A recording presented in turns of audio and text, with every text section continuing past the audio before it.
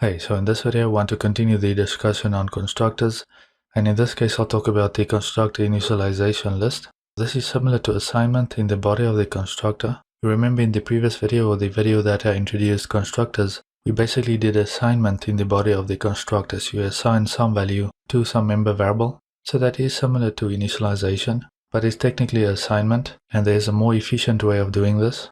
And that again is this constructor initialization list that we'll talk about in this video. This goes after the parentheses and before the opening brace of the constructor body. This constructor separated initialization in the initialization list should follow the same order as the member variable declaration in the class. And I'll show you more on what I mean by that in Visual Studio here in just a second. Just a comparison between the assignment in the constructor body and then using initialization in the initialization list. In the example to the right, you can see what the initialization list looks like again. You have the header of the constructor, GameStats, : GameStats, the parentheses, and then following that, typically on the next line for readability, and usually because you'll have multiple items in there, multiple comma separated initializations, you do a colon, and then the member that you want to initialize, so current level for example, and then between parentheses or curly brackets you can do the initialization. So if you have a formal parameter and that formal parameter's name, let's say that is x, then you pass in x here instead of 1. And here's an example of a constructor that accepts two arguments. So the formal parameters are two integers, level p and room p. I postfix it here with a p so that it's clear that this is a parameter, and that makes it clear when you actually use the constructor what member variable that argument will initialize. So let's say we create an object and we use this constructor here. Then the second argument that we pass in will affect the room. Just as an example, let's say we want to keep track of not just the level of our game, but also the room that we are in. Let's say it's some text-based adventure game, right? And the initialization list, you can see in the line right below that. So you have the colon, initialize current level, which you can actually just shorten to level as well, parentheses, and then the parameter, comma, the room, the parameters, and then the room parameter. So in some examples, when I want to demonstrate something quickly to you, I may use x and y in the formal parameter list, but you want to try and keep those consistent so that when you actually use the constructor, so when you create an object and you pass in arguments, that you know what those arguments will initialize, right? Okay, so we are continuing right on where we left off in the previous video. Again, I have a class GameStats. I have these two constructors, the default constructor and an overloaded constructor, which accepts one argument. And I'll just go and update this. Control-C to copy that. I'll scroll down and just make sure to update the overloaded constructor, GameStats. I pass in level p, so p again for parameter. And I'll scroll down to main. Just remove that comment. And then on this line right here, where we instantiate GameStats, I'll go and click to add a breakpoint. And then right here, Control-Shift spacebar. That'll give us the header again, right? So I have GameStats. You can see it doesn't return anything, and we can see what the formal parameter is. It's an integer. It's called level p, p again for parameter, and that helper now allows us to see what it is that we are going to initialize by passing in this argument. Then we do console output again, just like we did in the previous video. I'll go and run the local Windows debugger. I'll step into this line so we can instantiate GameStats. Okay, so execution is on this line now with the opening curly bracket. I'll step into that, and you can see we move into the body of this constructor. Current level will be set to 1 now. In the section down here, I have the locals open. We have a drop down. I'll click that to open it up. Now, we'll talk about what this means a bit later, but for right now, I'll just click on that drop down, and we have the current level member variable right here. So it exists, but it is not assigned yet. So I'll step into that line. That will now assign 1 to that member variable. Step into the next line. We return to main. If I step into that line again, we'll construct the next object and we'll use the overloaded constructor for that. So we go through and we use this constructor, right? I'll just stop that. Now I'll go and change these constructors. So the default constructor,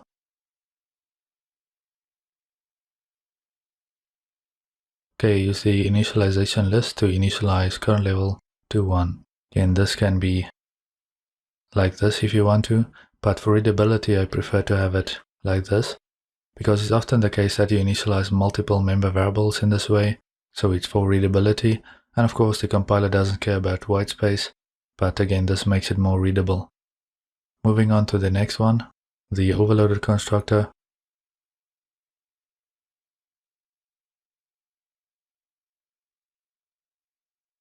I initialize current level to the level parameter. Note that the initialization list does not end off with a semicolon, and it is between the parentheses and the body, so the opening curly bracket. Now I'll turn that off just for a second, just so we can see that this works. Ctrl F5 to build and run. You'll see it prints out 1 and 5. As we expect, I'll put the breakpoint right there again, and I'll run the local Windows debugger. If I step into that line in this case, you'll see execution is right here, this opening curly bracket.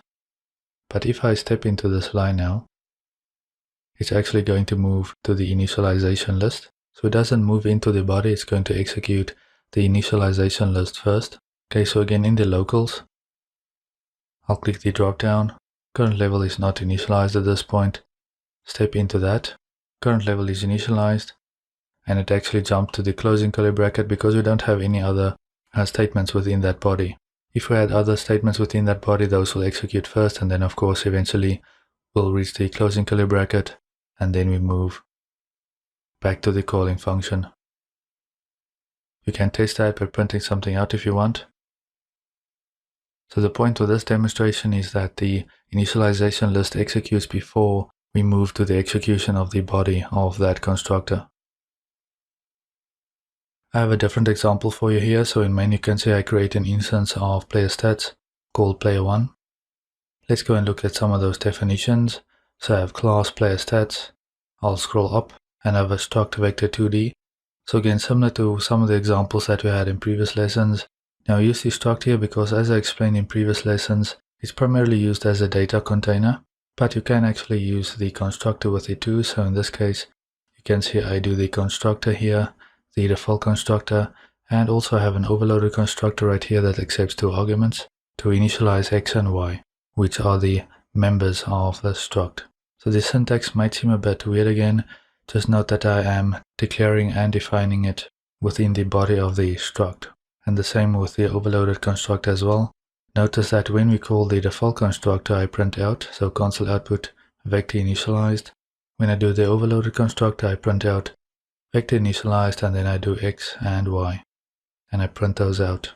Now in these examples, I'm not using an initialization list. You can if you want, but the performance benefits really comes in when you use objects. So that is what brings me to player stats. This is a class instead of a struct. In the public section, I have the constructor, player stats. It's also defined right here.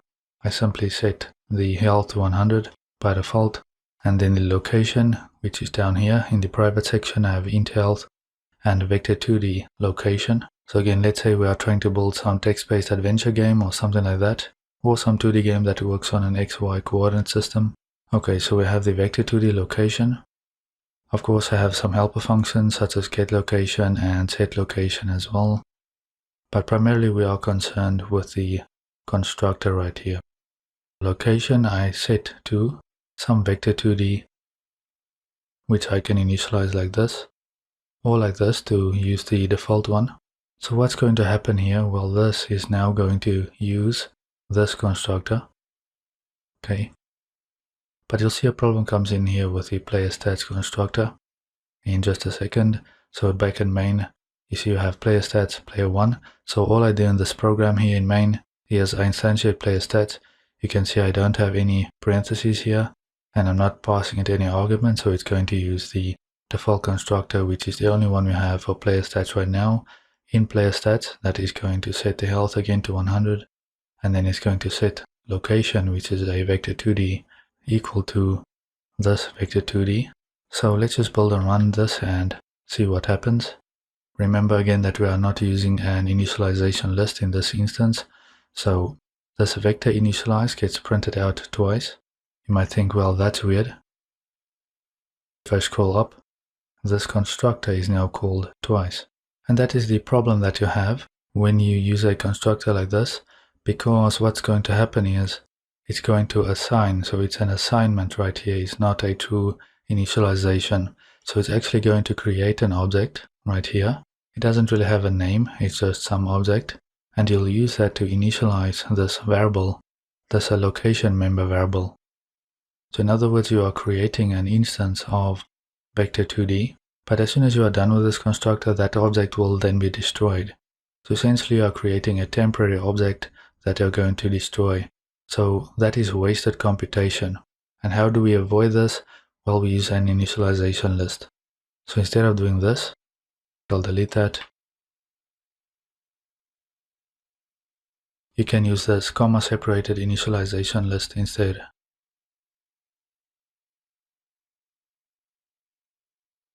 So I have this set up right now in the player stats constructor, and I'll build and run.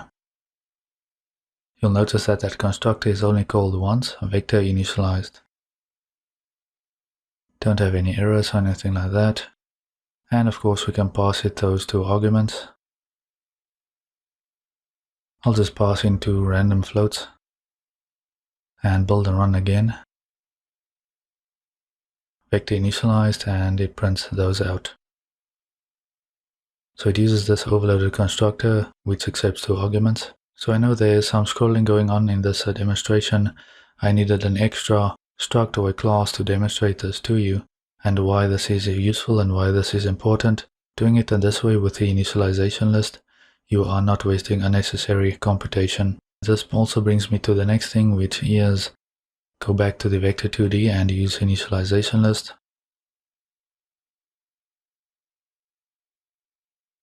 Delete those out. You can see what's going on here. Even though you won't save all that much computation with the primitive variables, the primitive types, again it's more useful with objects, but I still suggest that you do this with the primitive types as well, because as you can see, we only have two member variables that we are initializing here, but what if we had 10 or something like that? You have a comma separated list. Instead of having them like this right here, we have one statement and then another statement and so on. So you can have quite a couple of initializations in just 1 or 2 lines, as opposed to having, 10 lines in some constructor. So that is another benefit of the initialization list, of course.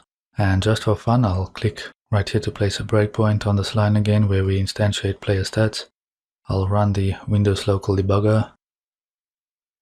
Of course, I'm showing you this, but you should really go and play around and see how things execute by yourself. I'll go and step into this line.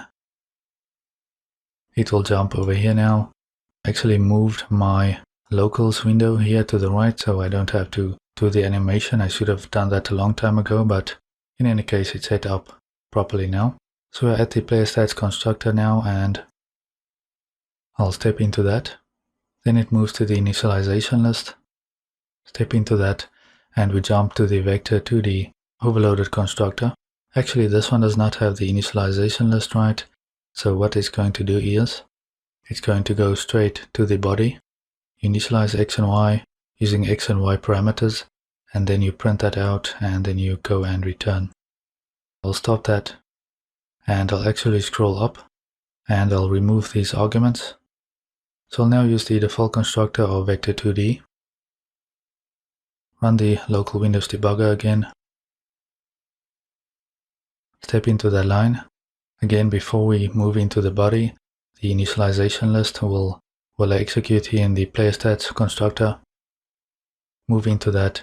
We now move to the vector2d's default constructor. We are at the opening curly bracket right now. Step into that and we move to the initialization list. Once it is done, you can see what happens here is we now execute the statements in the body. That's really what I want to show you here. So at this point, if you go in the locals window, x and y is initialized to 0. Step into that line to print it out, and I'll just continue. Remove that breakpoint.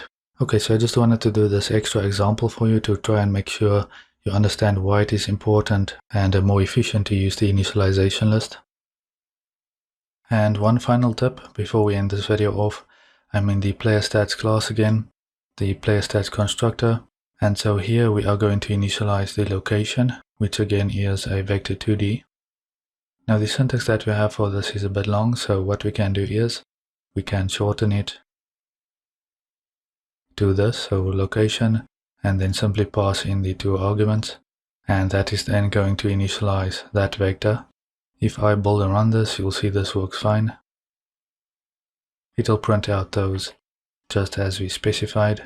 And that is going to wrap up this video. I'll see you next time.